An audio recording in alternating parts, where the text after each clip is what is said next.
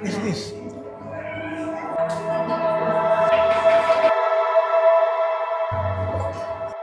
Hari ni kita jejak kafe yang paling estetik dan paling famous dekat Teluk Panglima Garang. Bermula daripada jual biskut daripada rumah je, sekarang ni diorang ada kafe yang full service dengan dessert dan macam-macam makanan lain. Kita nak try dia punya lamb chop dekat sini. Tanpa sos. Dia rasa smoky dan rasa spicy sikit. Soft but not too soft. Try dengan sos ni pula. Dengan sos lagi sedap.